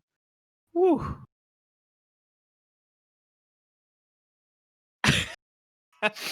Are we back? He says not. We're back, but they still can't see We're you. back. We're live. We're back in the lab again. All right. Listen. There we The go. whole problem that people like normal, healthy people like us are dealing with is that there's entire communities of people who are just against everything, as long as it's not how their particular body looks. Because there's whole communities of people. Look at what happened with Battlefield, the most recent one. People are like, oh, you can't have this woman in war. No, because historical accuracy. Like, yes, getting shot in the face 38 times and coming back to life immediately. That's the realistic part of the game. That's the part that people like. But no, you can't. That long hair and voice. It's like, you can't. No, that's not part of my game. I can't have that in my shooty business game. it's absolutely bananas. You take off from a runway, it's a 5-foot-long runway in an airplane to fly straight up to stab a Zeppelin until it explodes. And people like, black people in my game. It's like, what the fuck is wrong with you? Yeah. What Crazy Eyes is saying. It makes no sense. Logically, it makes no sense. But then again, these kind of people they're not basing this shit off logic. I don't know. I don't fucking know. You know, you're right, but and one of the issues is that games companies listen to these people. They pander to them. You know, they end up changing stuff in games and not releasing stuff, and you know, and because the community has it. What really needs to be done is they just need to tell these people to shut up. They're going to buy the game regardless. They're going to buy the game so they can moan about it. So they're still going to get their money. Just don't look at them. Do you know what I mean? Like that's a huge issue that's prevalent in a lot of games. So many games. For example, PUBG ended up completely different from what they planned it to be because they started listening to certain sections of the community. It completely ruined the game from their standpoint, from what they were going into. And you know, there's far too many of these immersion types, as Casey Ives pointed out, that get listened to. Just they need ignored. Yeah, and I think the biggest thing with, like you said, is that they listen to him is that they're always the loudest in the room, because people who are okay with it are just kind of like, oh, like whatever, it's fine. I mean, okay, cool. And then somebody's like, no, the women not real, and then everybody goes, what the hell, dude? What are you talking about? And then they kind of go, whatever, I'm gonna buy it either way. It doesn't matter. And then, like you said, the people who are throwing a hissy fit about it, they're gonna buy it anyway. Yep. And if they don't, sorry again, Vince. Fuck them. Maybe you don't need them in your community. Exactly. They're garbage people. Yep. Right. Exactly. The community's better for it. Yeah. Like there's been so many people who are not like not a video game developer, but so many people, especially during the very beginning of everything happening this year with Black Lives Matter, immediately said, if you don't support this, get out. Leave my community. I don't want you here. And that's all you have to do. Sure. Those people possibly took a hit in money, but they're also going to build and curate a community that actually fits together, because clearly those people didn't belong in the first place. Right. And the people that are, you know, outcasts and toxic, they're going to see how much fun every other community is having, and then might hopefully realize that, you know, they could actually be happy and not be a piece of shit at the same time. It's pretty cool. Yeah, you know. I wonder why everybody hates me, but nobody hates that guy who's not racist. Huh? Has anybody even like, a lot of people complaining about, oh, you can't stifle free speech because apparently Twitch is the government, and so free speech. And it's like, have these people even been to places where there's absolutely zero moderation? Have these people been to the 4chans and the votes of the internet where it's just the most ridiculous, unhinged community of psychopaths that exists? It's ridiculous.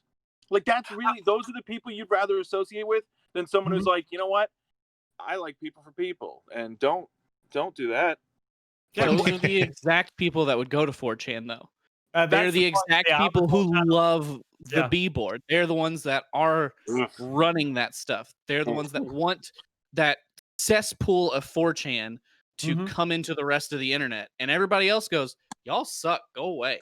Yeah. Yeah. I've never seen anyone who has a calm state of mind be like, but like, why are there girls here? Like, why is there a female character option? Get it? Like I said, character option. You don't even have to play. You don't even have to play as a woman if you really don't want to. It's a very key word there. Yeah. Like, don't do it. It shouldn't even be an option. I don't remember this. Oh my god. Being out there when like Tomb Raider was around, or when people were playing Metroid on Super Nintendo and Nintendo. I don't really remember this kind, because there were so few places to actually have these discussions that were likely heavily moderated, and they're just like, no, we're not going to give you that voice. Fuck off. Unfortunately, though, Lara Croft is actually not personally, but Lara Croft is actually responsible for a huge amount of the misogyny in games, in the sense that Lara Croft was deliberately designed to be extremely attractive. You know, huge breasts. Yeah, those triangles, Yep. those pyramids, like, but the whole thing was, here she is in her short shorts, here she is in her crop top, and that's the point. There are so many individuals that think the only way women can be in computer games is if they're scantily clad and then they're good to look at. Right. That's fine. Do you know what I mean? Right. And so the objectification, Lara Croft, unfortunately, did as much for objectification of women in computer games as she did for any sort of like emancipation of women in computer games. You know what I mean? Right. She was a strong, independent female character who didn't take bullshit from anybody. She was awesome, but yeah, they didn't have to dress her like that. And it was nice in the second one. There was outfits where she's wearing like winter coats and shit. Like it's good, But I mean, that's at the time. I mean, look at what gaming at the time in the 90s was over. It seemed like it was overwhelmingly male in that space. Right. But again, I mean, we don't really know. It just that's who was heavily catered towards. Right. Really. Right. But also, as you said, without the ability to have chat rooms and stuff like that, we can't really tell. That of course there were probably just as many women gaming as men. That's how it is. The numbers show that today. Why would it have changed? Do you know what I mean? Right. Like, so I think what we're seeing there is there was as you say, it was catered to men, absolutely. But for example, my sister gamed. Like the women in my family are gamers. Do you know what I mean? So I know personally the women game. Do you know what I mean? From point on. But as you say, it is an important idea that it was shaped towards maledom at that point, because it has been because of that. We've got generations that have grown up thinking that's how it's meant to be, and now they're a bit older, they've got more of a voice, and they've got money, and that some of them are actually making decisions in the gaming sphere. Do you know what I mean? Yeah. Can I tell you a secret? That's not a secret, but I met my wife playing Modern Warfare. So, like, they play games. A lot of stories like which that. One? Too. That which one? That Three. is that. Modern Warfare 3. Okay. Oh, the worst one. No. It probably makes sense. That's the one I was the best at. Everything was so broken in that game. Yeah, I know. That's why it worked for me. It was fun. Oh my god. But, I mean, back then though, holy shit, we had to be in an Xbox Live party, because I mean, the second that anybody would hear, "Hey, I dropped some vests for you guys," it was just fucking all hands were off. It was an absolute nightmare. And it's funny too, because a lot of people complain. I mean, this is a shitty opinion, but I see a lot of people complaining about what things. I'm like, okay. I mean, they were kind of making fun of you, like it's a little toxic. I get it, but it's like, if that's what these people are complaining about, either way would have never survived in 2007 Xbox lobbies, things like that. Like you see, I mean, we've at least made some progress. I don't know about that, to be honest. I don't think there's been much progress made. You know what? Maybe it's just getting more coverage now, and it's louder. I'll say that more people are around to call this shit out, which is absolutely good. Right. I mean, I still play games, and like I'm. Sorry, Sadomi. Oh, yeah, I still play games, and I just keep getting called the N-word every freaking day. Like every day. I've gotten so desensitized to it, I just laugh at it now. Yeah. Which is horrible. Yeah. You know what's funny? I don't have like face camera in my picture on anything. Right. Imagine if I did. Actually, I'm gonna do that. I'm put my picture on Steam and play Rocket League for 4 hours. See, I don't think it's getting any worse. And I know you're not using that statement like that. I know, Crazy Eyes, you aren't using that statement like that. But see, I wouldn't have survived a Modern Warfare 2 lobby. That argument so annoys me from people. And I'm not saying you're using it in this way, right? Right. Because there's a certain group of people use it as so buck up.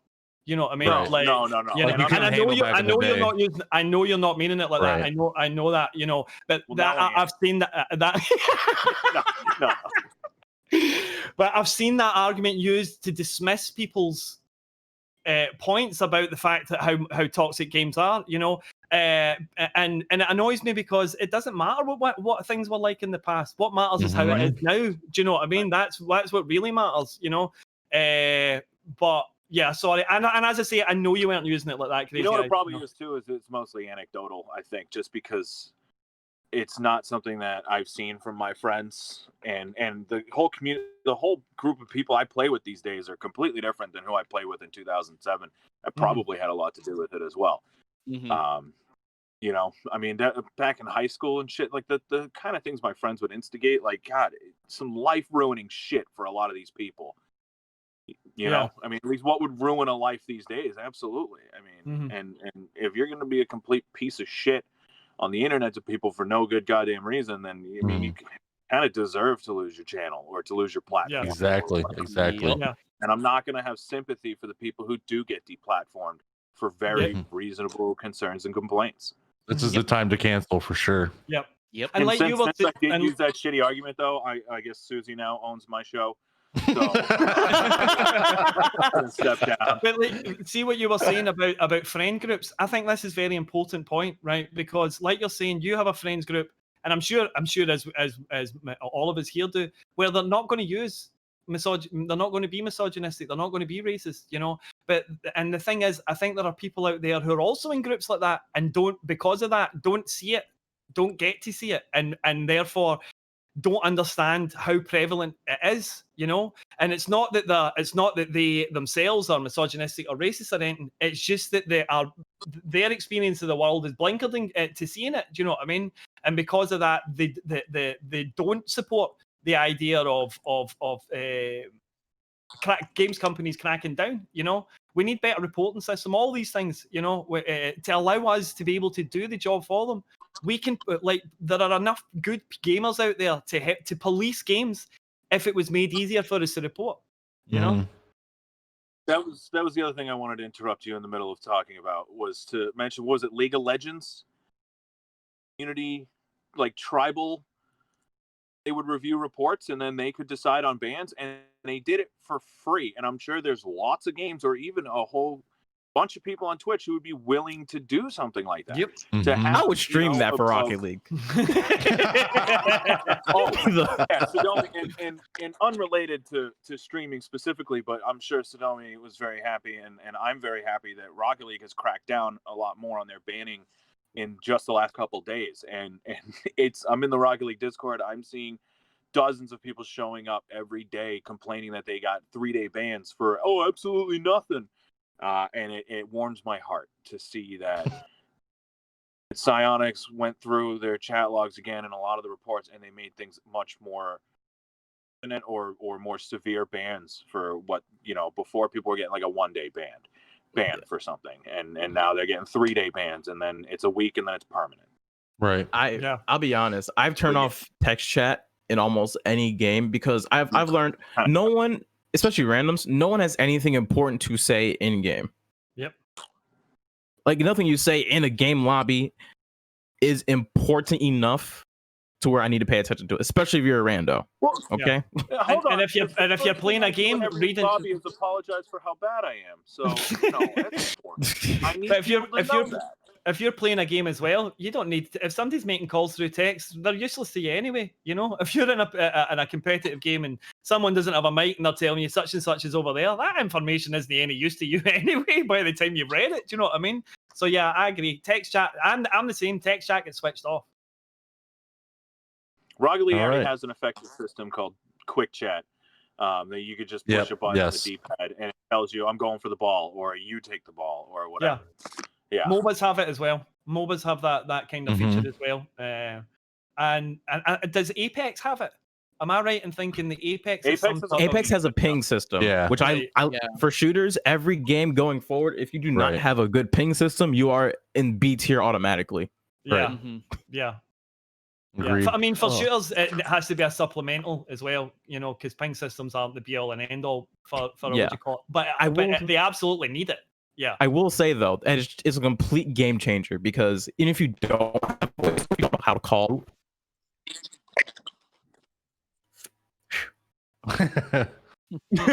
Might be good now. If you don't know how to call things, like if you're new to a game, it's like, oh, he's over on me, the on me call. Just ping at the ground.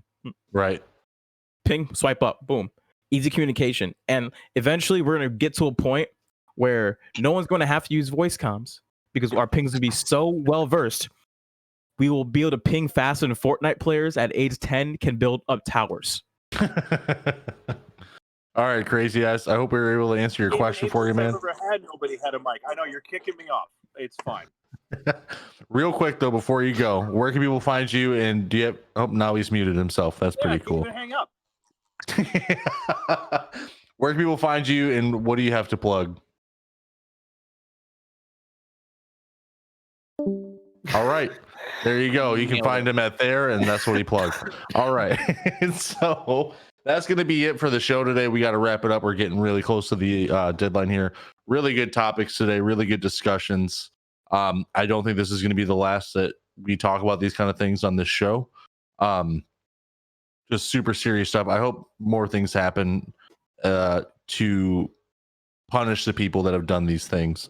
And if there is anything that happens, I will make sure that we will go over it for sure.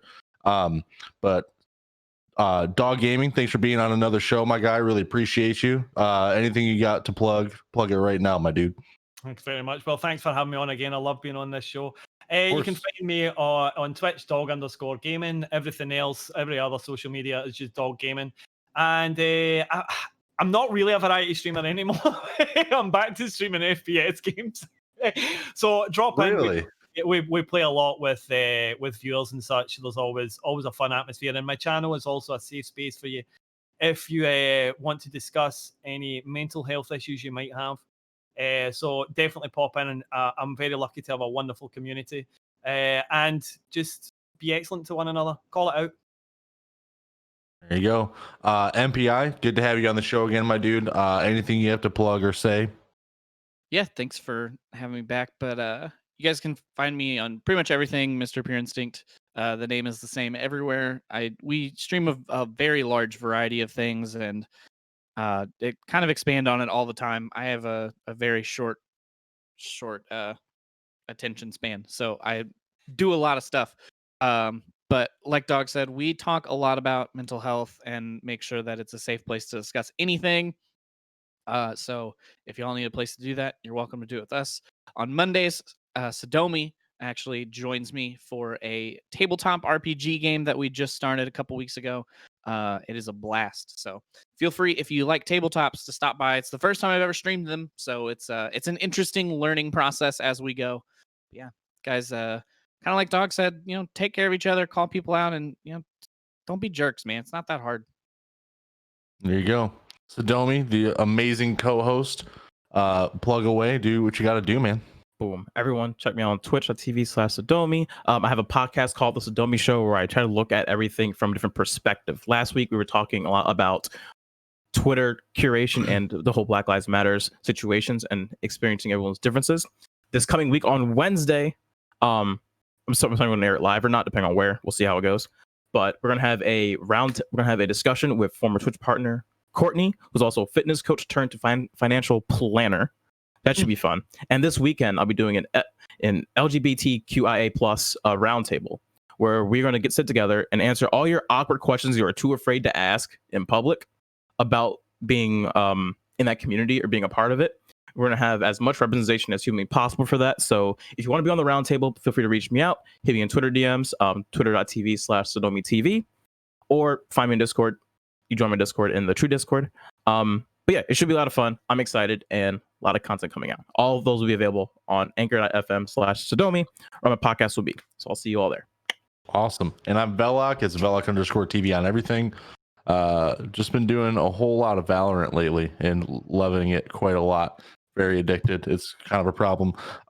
But yeah, like everyone's been saying, just be better to each other. Let's make this platform better than it already is. You know what I mean? Like, we're all spending all of our time here and like as it is. So why not try to make it better for everybody? Like literally everybody, not just people who look like you, not just people who make you feel comfortable in that space. Just literally everybody you come across, just try to make their day a little bit better, and you'll feel a lot better for it. And hopefully Twitch as a whole will be better for it. But yeah, just thanks again, everybody, for hanging out, asking us questions, coming here, and listening to our discussions like always. We will see you guys next week, Monday morning, 11 a.m. EST as always. And Sadomi, what do you got? Black Lives Matter. Listen to women. Fight for what's right. Say your piece. Work hard and blaze it. There you fucking go. Have a great week, everybody.